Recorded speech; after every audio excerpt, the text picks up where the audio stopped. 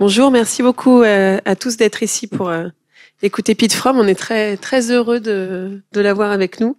Il fait toute une tournée grâce au Festival Lettres du Monde. Il est là pendant 7 jours, je crois. Il traverse toute la Nouvelle-Aquitaine. On est très heureux de l'avoir avec nous pour évoquer ses derniers livres notamment. On ne peut pas ne pas évoquer un petit peu le premier également, Indian Creek, qu'il a fait connaître en France. Et les deux derniers, donc la vie en chantier et Le lac de nulle part, tous ces ouvrages parus aux éditions Gallmeister et notamment dans cette collection de poches très, très graphique et magnifique que vous avez vu. Je rentre dans la petite partie biographique. Alors, il se trouve que nous avons fait déjà quelques rencontres avec Pete, donc il réentend un peu certaines choses, notamment cette présentation un petit peu inévitable, mais qui vous permet de situer l'auteur. Vous êtes né en 1958 dans le Wisconsin à Milwaukee.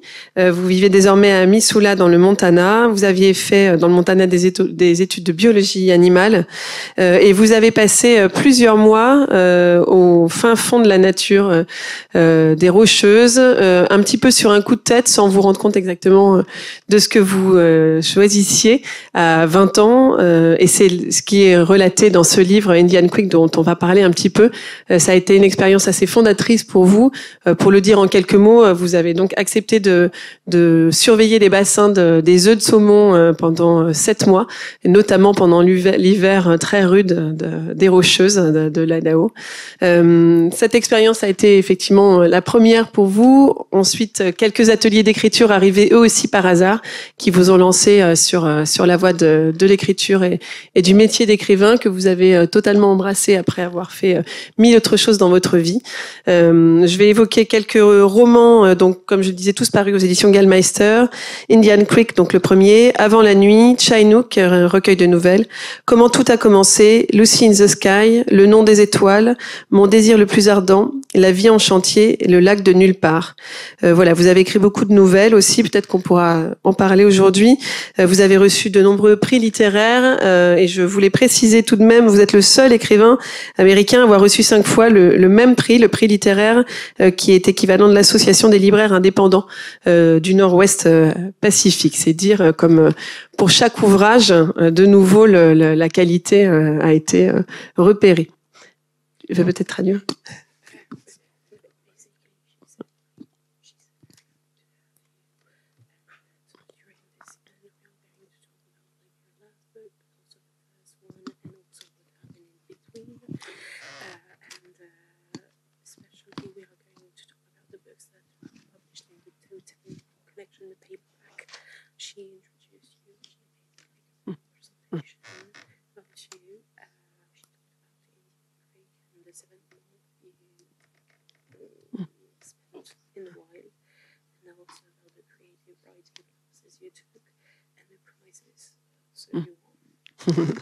Voilà, on va juste commencer un peu avec Indian Creek parce que c'est effectivement une expérience qui a été très forte pour vous et cet ancrage dans une nature qui a été parfois hostile, parfois effrayante et que vous avez appris peu à peu à découvrir et à aimer.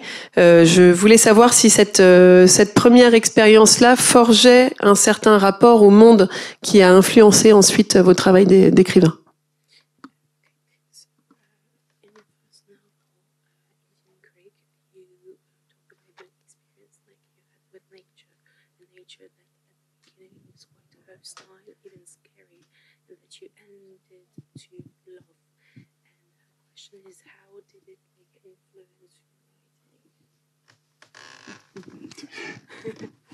Oh, wow.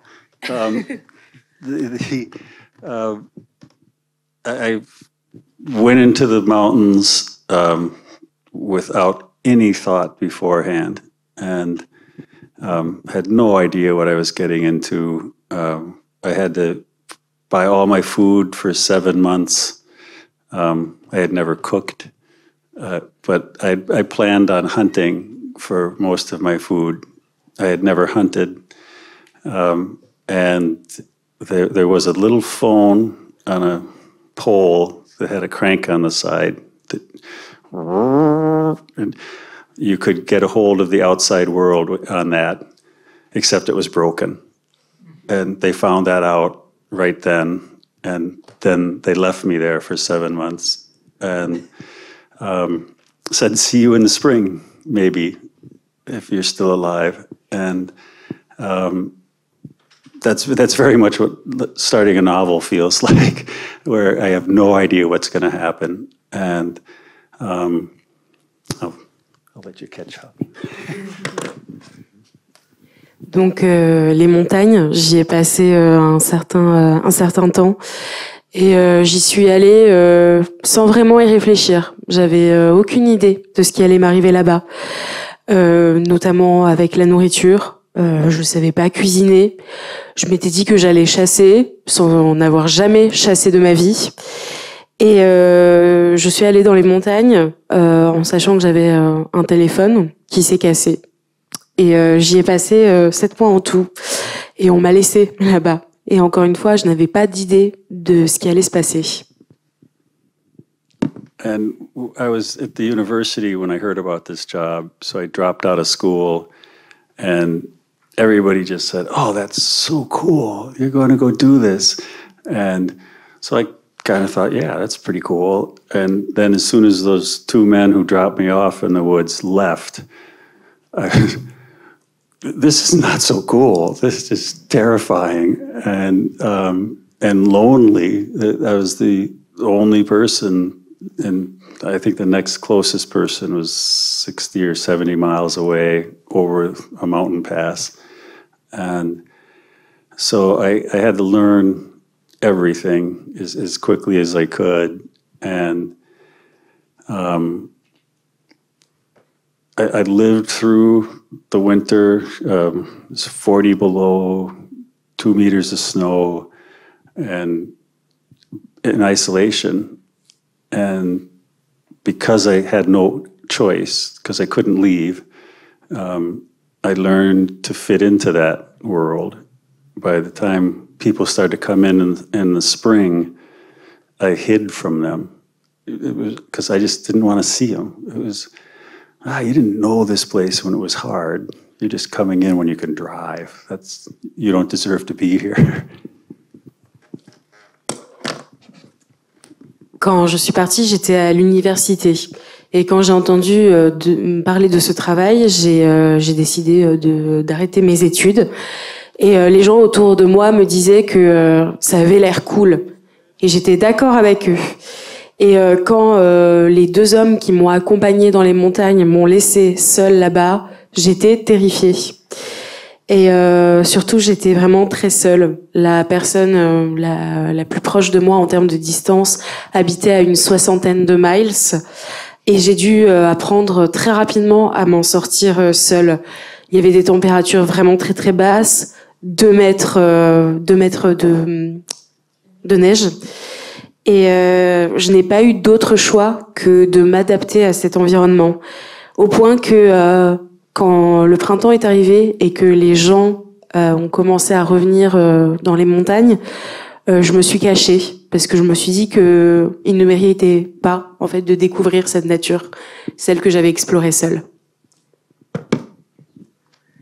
Cette dimension d'isolement a été un petit peu subie comme ça par vous, mais ensuite absolument acceptée, assumée. Et on sent que c'est quelque chose qui irrigue vos textes avec le choix que vous faites de vos personnages. Ce sont des personnages qui souvent sont à la marge, qui font des choix un petit peu différents.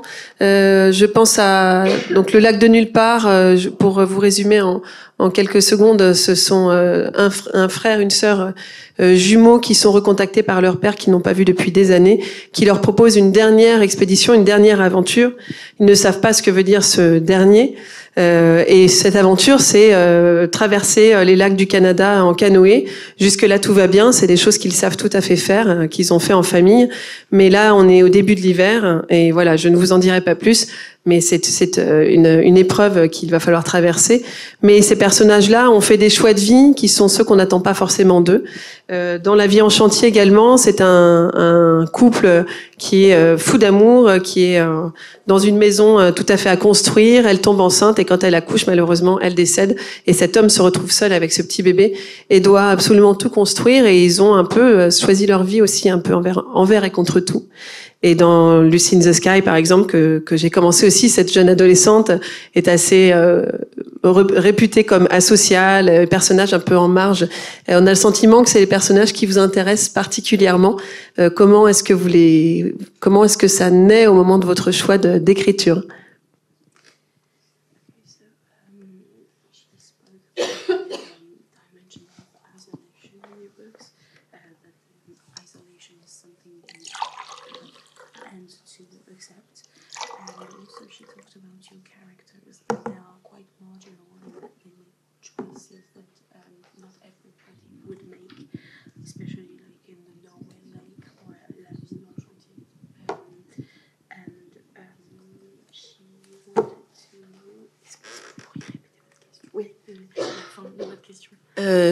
Juste le fait que ce soit des personnages qui soient à la marge et savoir si c'est des personnages qui l'intéressent particulièrement.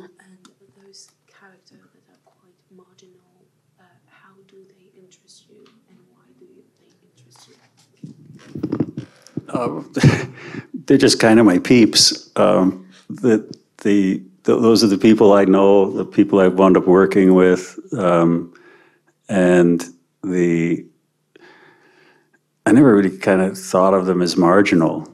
To me, they just seemed real. And the people who make interesting choices or different choices, to me, are inherently more interesting than someone who just goes to their job, comes home, goes to their job, comes home. At the same time, I realized a lot of the stories I'd read or even things on TV, no one ever worked. It was just their story about their life and their inner struggles. I kind of wondered, well, what do they do all day? And what you do really winds up defining a lot of who you are. So everybody in my story's got a job. And if they're carpenters or woodcutters or what else has there been? Whatever. It's a way to define them, a way to get to know them and for the reader to get to know them.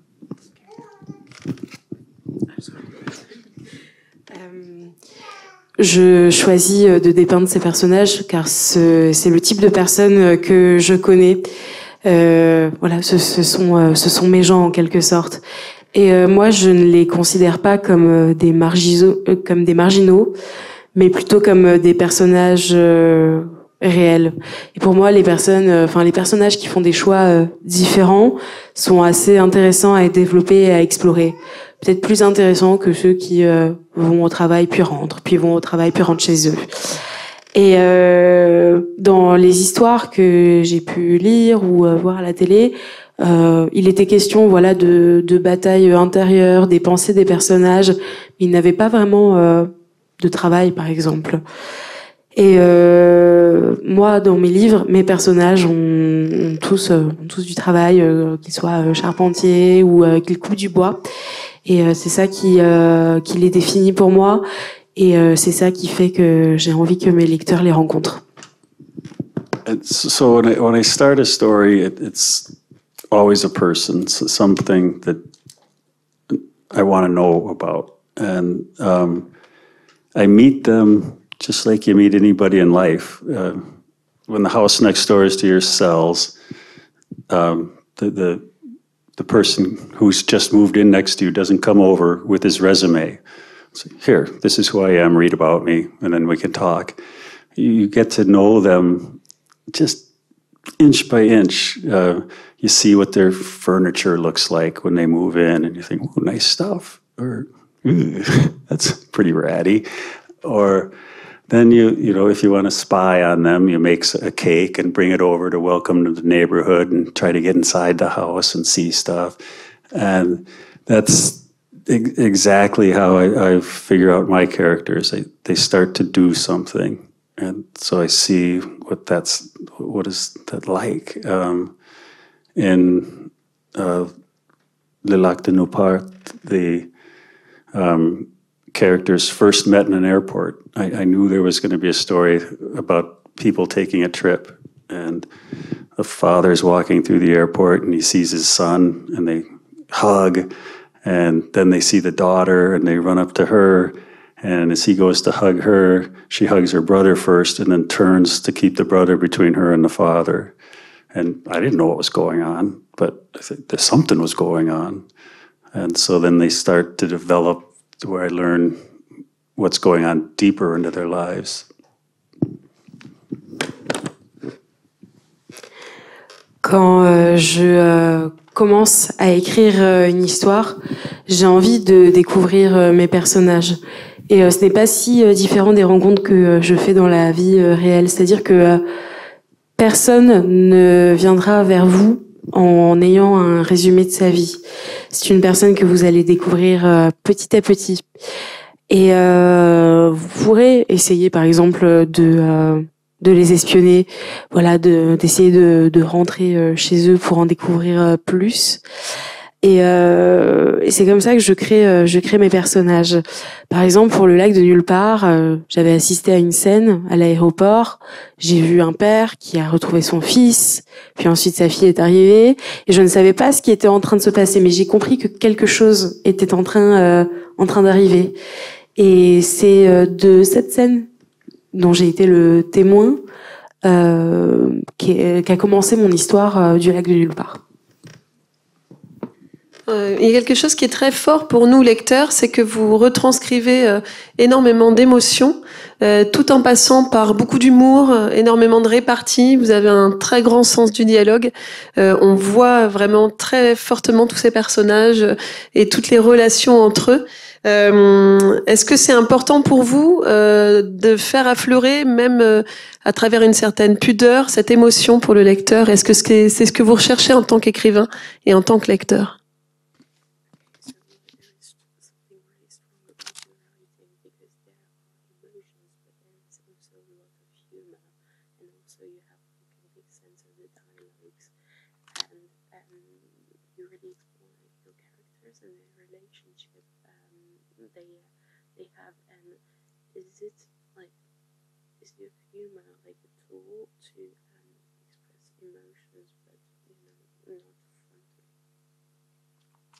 Oui.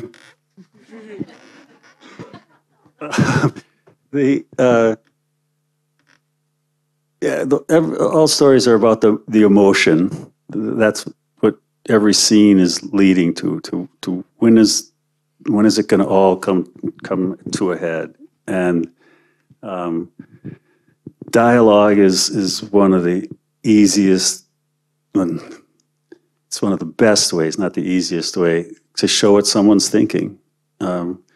When two characters are speaking back and forth to each other, you can show so much by showing what they don't say and by showing how one is talking about something and the other one is talking about something completely different. And as scenes, what's happening in the story is darker if someone is sick or something, to have the characters be able to joke about it in a kind of sick black way, it's just relief. You know, if the story's endlessly gloomy, it gets to be endless.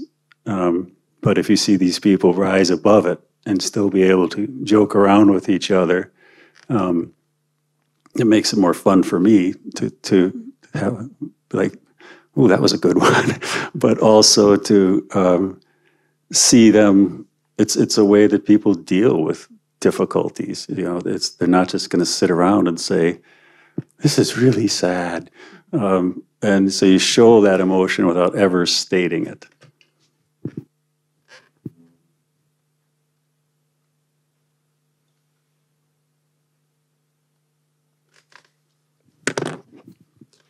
Dans toutes les histoires que je raconte, il y a de l'émotion, et les dialogues sont peut-être la manière la plus facile, ou enfin je dirais peut-être la meilleure manière de montrer ses émotions.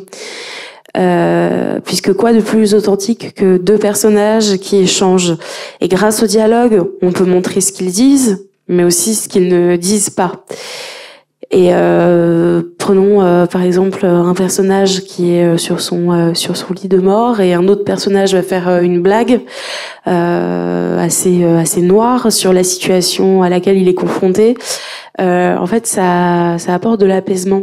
Et au long d'une histoire qui va être compliquée, l'humour permet justement d'apporter de la lumière à cette histoire. Et c'est assez drôle pour moi de travailler ainsi.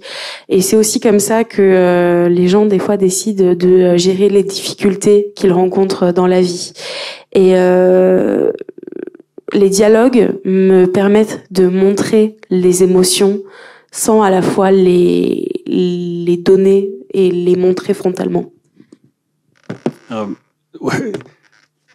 For example, when our first son was born, it was a very long, difficult delivery, and my wife's mother came up to stay with us for a week, and she was great, and the two of them bonded. They just were never apart, and I basically had nothing to do because they took care of everything. And then the mother, it was time for her to leave and go home, and she kissed Rose goodbye, and Rose was in tears, and then she pulled me out onto the porch and said, "Listen, when that baby cries, you get that baby. You try to get that baby quiet. If the baby needs to be fed, you take the baby to Rosie. When the baby's done feeding, you take that baby away and get that baby back to sleep. When Rosie is hungry, you feed her. When Rosie's thirsty, you give her something to drink." And then she said goodbye. And I'm sorry to see her go. But 2 weeks later, she didn't call because she didn't want to interrupt. She didn't want to bother us. But I just happened to be walking past the phone when it rang. And this was the old wall phone. And I picked it up and said, "Hello." And Rose's mother said, "Well, Pete, I'm certainly glad that it's you answered the phone and that Rose is resting." And I said, "Well, really, she's scrubbing the walls in the kitchen." And her mother said, without missing a beat, "I certainly hope it's your blood she's scrubbing from the walls." And that kind of line sticks with me every time I write dialogue. I'm like, that's what I want to be able to say.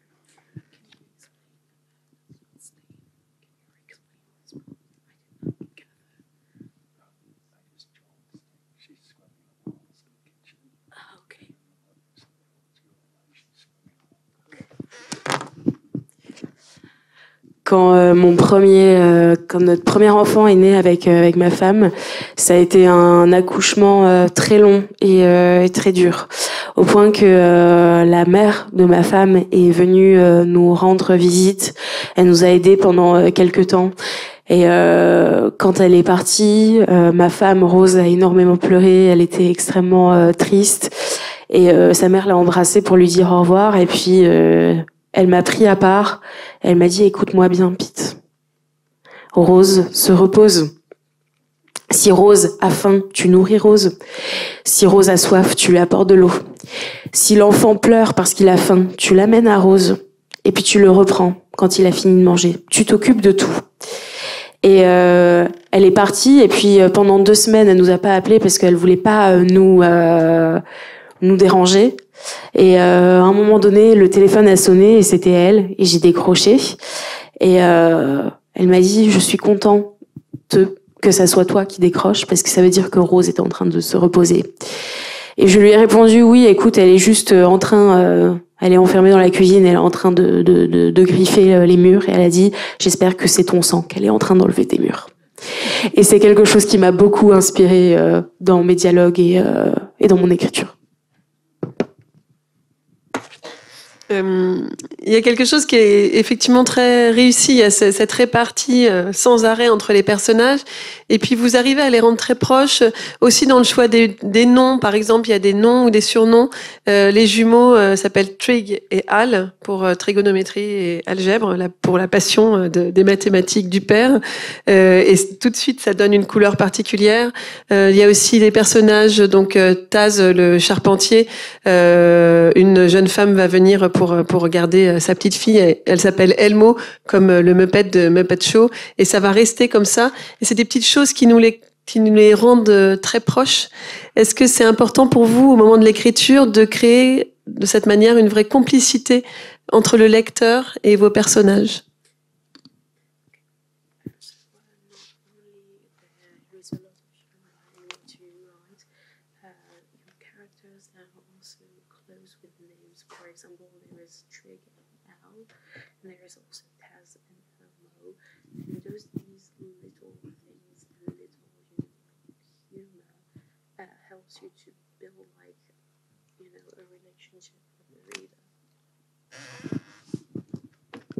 Yeah, there's sort of a simple answer to that. American names are boring. Bob, Joe, Tom, Pete. And so you want a name to be singular, so the reader doesn't, you just don't remember Bob. So you want to do something to the name, but you don't want to call them Aloysius or something so unusual that it just sounds fake. So I play around with names a lot to make them easy, that when you say trig and al, it's short for algebra and trigonometry, that's something that the reader will remember that. So they'll start to, that's who that is. And it also shows something about the father, that he's kind of a clown. And more having fun with himself than maybe he should have thought about with naming his children. But nothing in a story should just do one thing. So like those names are memorable, but they show that about the father, that he is this joker who's a little bit more concerned with himself than he is with like forcing his kids to go through their lives with those names. And so everything is about developing more and more about the characters, which begins to build their lives so they become real. So the whole game is to make the characters seem like real people, not characters. Il y a une réponse simple à votre question, c'est que les prénoms américains sont extrêmement simples et ennuyeux. Et afin que les lecteurs se souviennent de vos personnages, il est important de leur trouver des noms assez originaux, mais à la fois pas des prénoms tirés par les cheveux qui sonnent faux à la fin. Donc oui, je m'amuse beaucoup avec les prénoms de mes personnages afin que mes lecteurs les retiennent. Et c'est aussi à double sens parce que non seulement les lecteurs vont se souvenir de mes personnages, mais aussi par exemple pour trig et al, qui signifie donc trigonométrie et algèbre, ça montre aussi quelque chose à propos du père. Le père qui apparaît un peu comme un clown finalement, qui aurait dû peut-être réfléchir à 2 fois au prénom de ses enfants avant de penser à lui-même en se faisant plaisir avec ses prénoms. Donc encore une fois, ça permet aux lecteurs de se souvenir de mes personnages, mais aussi d'en savoir un peu plus à propos d'eux-mêmes, tout simplement. Ce qu'on trouve beaucoup aussi dans vos romans, c'est la relation dont je parle entre les personnages. Il y a vraiment de très belles histoires d'amour, de très belles histoires d'amour familial, aussi ambivalentes puissent-elles être, de très belles histoires d'amitié aussi. Est-ce que c'est quelque chose qui vous intéresse particulièrement quand vous pensez à vos personnages ?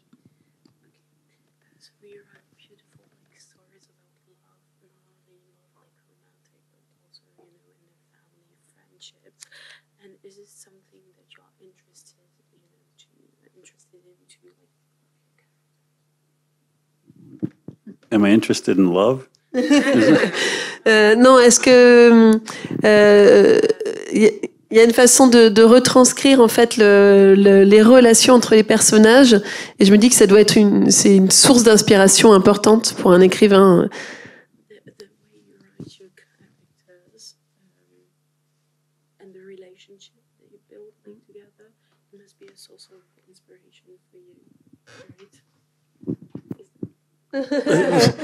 We the relationships between the characters is really what the whole story almost always winds up being. I wrote many of my novels have come from short stories, and I finish a short story and it goes off into the world and it's done. But sometimes the people in those stories have become so real to me, they never leave my office. You know, they're just kind of sitting in there waiting for their turn again. And I was a ranger in the parks in Wyoming, and my friend got married at dawn in the fall, and I had to be there with him. And he thought he and his wife mostly thought, this will be so romantic. We'll get married just as the sun hits the mountains, and it'll be so beautiful. And really, it was just really cold. And everybody was like, and so it wasn't quite as romantic as had been thought. And I just one day said, I'm going to write a story about a couple who gets married in that situation. And the way the characters start to develop, I think one of them will be a romantic who has this idea of this beautiful wedding, and the other one will be the realist. And typically, the assumption would be the man is the realist and the woman is the romantic. So I just switch it. So the man's the romantic and the woman is making fun of him the whole time. And at the end of the short story, they push off into the river on their raft for their honeymoon and float into happily ever after. And 10 years later, they were still in my office, and I just started wondering, whatever happened to those two?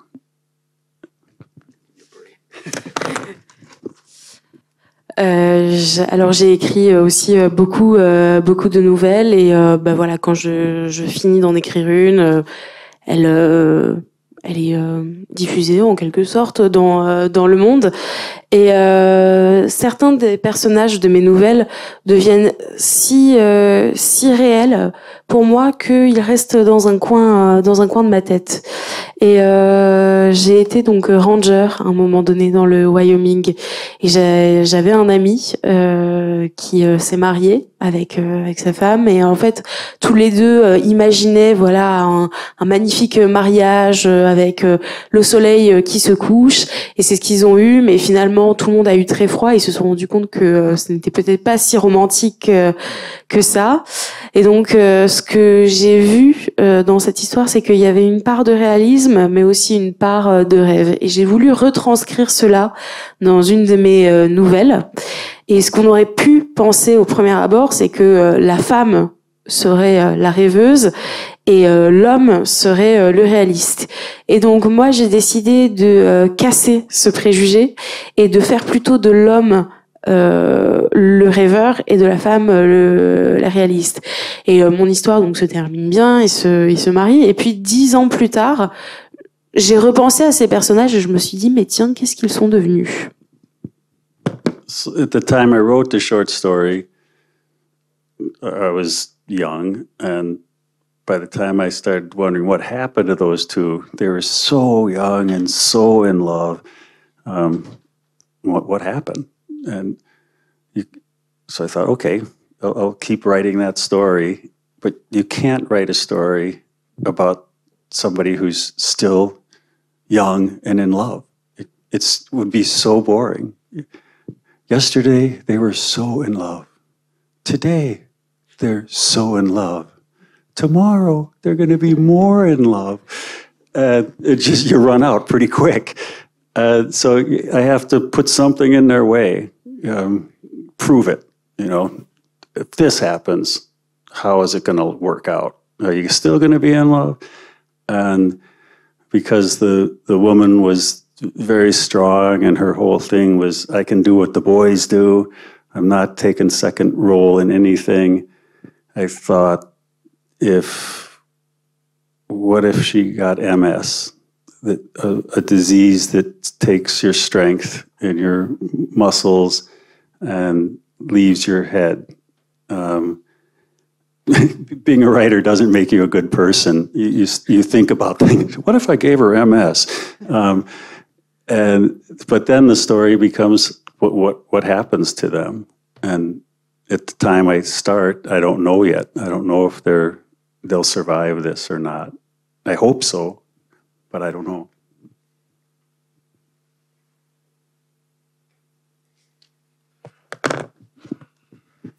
Donc à l'époque où j'ai écrit cette nouvelle, j'étais moi-même jeune et j'ai écrit à propos de personnes qui étaient jeunes et surtout très amoureuses.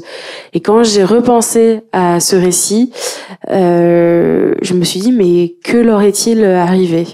Et je me suis dit, ok, je vais continuer leur histoire. Sauf que quand vous êtes écrivain, vous ne pouvez pas continuer à écrire à propos de personnes jeunes et amoureuses. Parce que hier, ils étaient amoureux. Aujourd'hui, ils sont encore amoureux. Demain, ils le seront encore plus. Et des fois, vous avez besoin, en tant qu'écrivain, de mettre quelque chose sur leur chemin.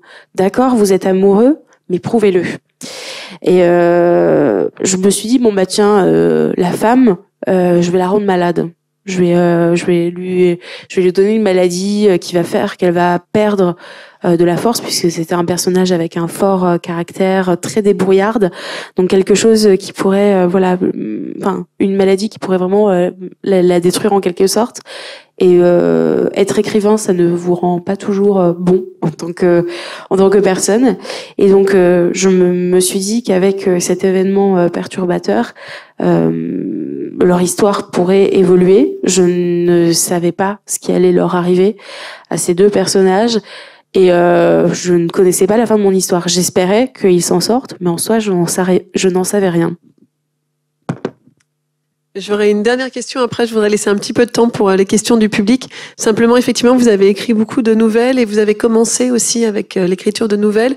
Est-ce que c'est une très bonne école d'écriture d'être dans un texte court, dans une certaine concision, dans un certain sens peut-être de la narration, de la tragédie, de la chute? Est-ce que ça a un vrai rôle dans la construction de l'écrivain que vous êtes aujourd'hui?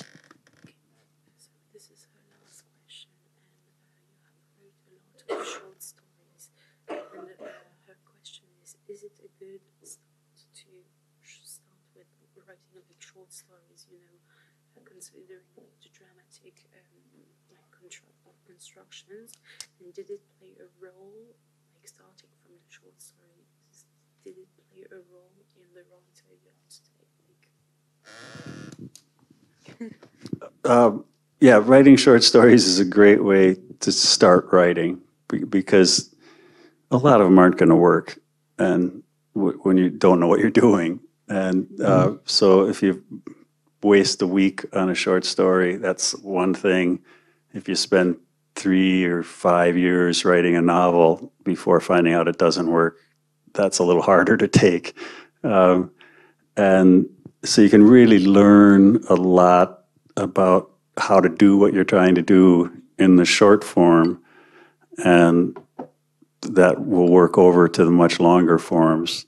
And also it turned out for me, I didn't know this, but in that, just like the story I told about the young couple,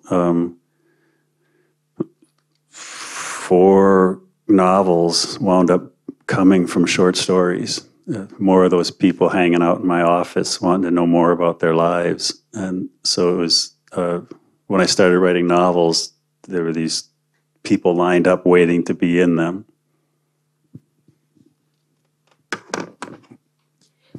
Alors oui, commencer par écrire des nouvelles est d'une grande aide pour apprendre à écrire des histoires. C'est aussi une question de temps. parce que avec une nouvelle, peut-être qu'au bout de 2-3 semaines, vous allez vous rendre compte que ça ne fonctionne pas. Et avec les romans, c'est plus dur parce que vous pouvez passer 5 ans à écrire un roman et à la fin de ces 5 ans, vous rendre compte que votre histoire ne fonctionne pas. Et donc, on apprend beaucoup en utilisant une forme plus courte d'écriture. Et moi, aujourd'hui, j'ai encore des personnages qui attendent dans la file, tout simplement, pour que je continue leur histoire. Si vous voulez en profiter pour poser quelques questions à Pete Fromm pendant qu'il est là, passons la parole au public.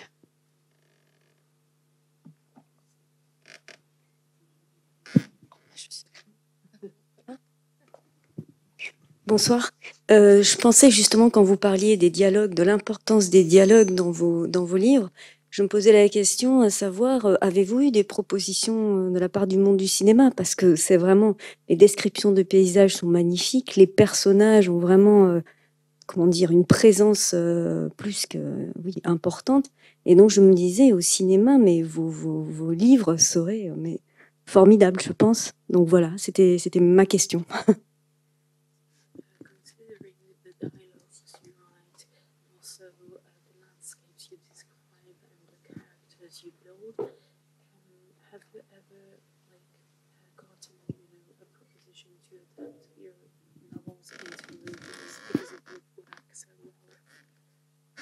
I would hope that you would tell the movie people that it would work so well.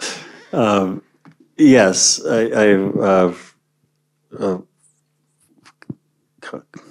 can't remember the name in French, how well this started. Commencer, one of my books was optioned for a movie. Lucy in the Sky. No, that one was made. Yes, that's it. But an earlier book was optioned, and then they got a director, and they got a couple actors, and the director was maybe 50 years old, and he just dropped dead of a heart attack. And so that movie stopped. I'm sure the work was just so moving, it broke his heart. But as Lucy in the Sky was made into a movie.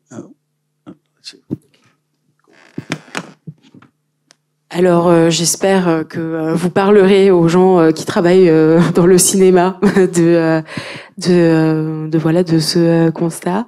Alors oui, j'ai eu une proposition d'adaptation au cinéma. Il y avait donc une productrice qui était là, ils ont trouvé quelques acteurs, ils ont commencé à tourner le film et puis la productrice qui avait la cinquantaine est morte d'une crise cardiaque. Voilà, peut-être qu'elle a été tellement émue que ça lui a brisé le cœur en deux.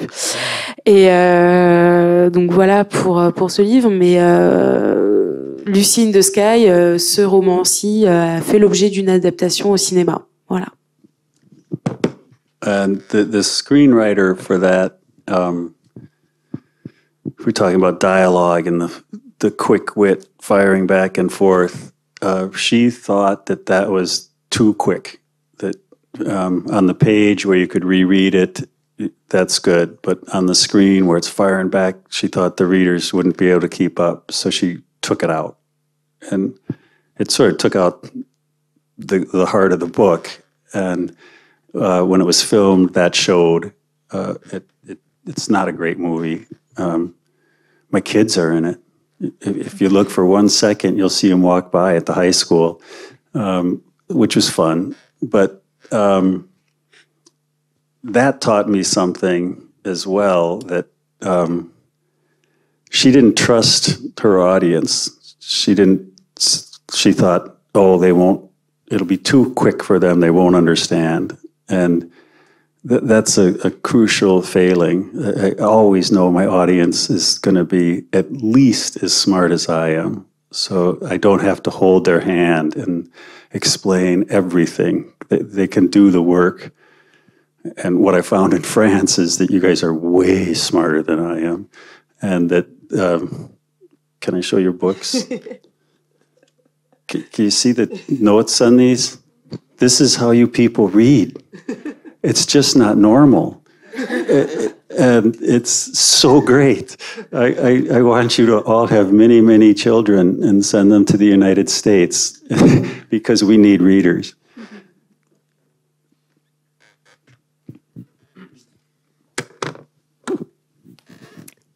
Et donc une des productrices avec qui j'ai travaillé trouvait que justement mes dialogues allaient trop vite et que tout était trop court et que en fait les personnes qui allaient regarder ces films n'allaient pas réussir à suivre. Et donc elle a supprimé ça dans son adaptation et c'était un peu le cœur du roman. Donc je trouve pas que ça soit un film spécialement réussi. Ce qui est drôle, c'est qu'il y a mes enfants qui apparaissent à un moment donné à une station de bus dans ce film. Mais ce qui est dommage, c'est que cette productrice n'a pas fait confiance aux personnes qui allaient regarder le film. Et c'est vraiment dommage. Et moi, je connais mon public et je sais que mon public est aussi intelligent que moi et que je n'ai pas besoin de lui tenir la main pour qu'il comprenne d'où je veux en venir. Et en France, particulièrement, vous lecteurs, vous êtes particulièrement intelligents. On le voit grâce à tous les post-it qu'il y a dans le livre de Julia. C'est vraiment génial de constater ça, à quel point vous avez une lecture fine des romans. Donc envoyez vos enfants aux États-Unis parce que nous avons besoin de vrais lecteurs.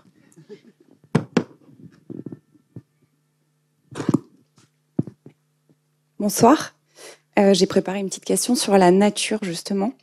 We talk a lot about characters, but we didn't really talk about nature tonight. So I would like you to explain us how you deal with nature, such like you did in real life, because it seems to be a character on its own.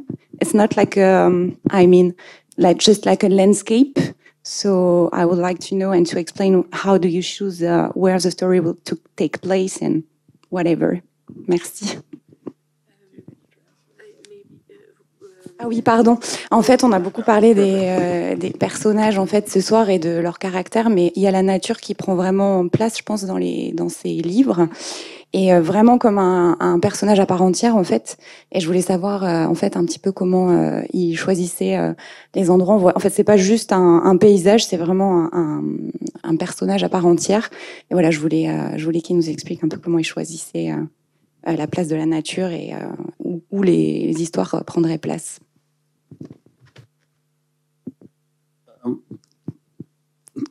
I love France. No one in the U.S. has ever asked me that, and maybe it's because they know the landscapes more than. But in Montana, in the West, in the mountains, I worked as a ranger, and I did mostly rescue work on rivers and in the mountains, and so I know that area, or I know that landscape very well. And so it's easy to write about what you know, and but it's such a big place, and it's a dramatic place, and it just won't stay in the background.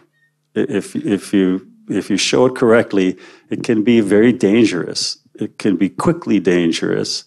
It can be exhilarating. So it forces its way out of the background. It just won't stay there. And because that's where a lot of my work experience is, that's in my stories, that's usually where this story is set. And it's not just because that's what I know, but because it can have such a force on the characters. It can be a physical force, or sometimes when I lived on the east side of the mountains, there's just a constant wind. And it can make people kind of nuts. And so that it can be that kind of force that literally just pushes you around.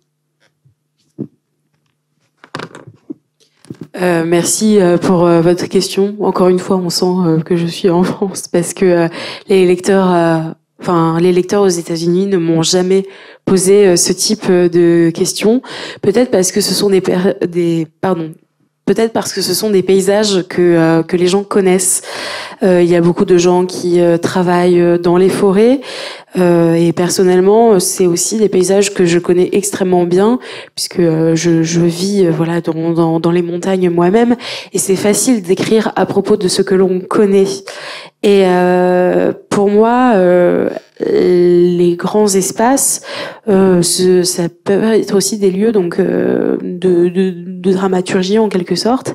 Et la nature ne peut pas rester en second plan dans mes romans. En fait, elle peut être dangereuse et puis elle peut exercer aussi une sorte de force sur mes personnages. Donc en fait, elle sort elle-même du second plan pour arriver dans le premier.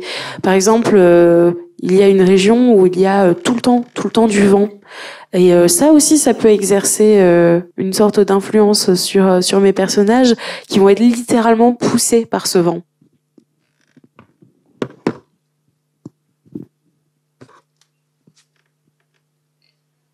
Plus de questions.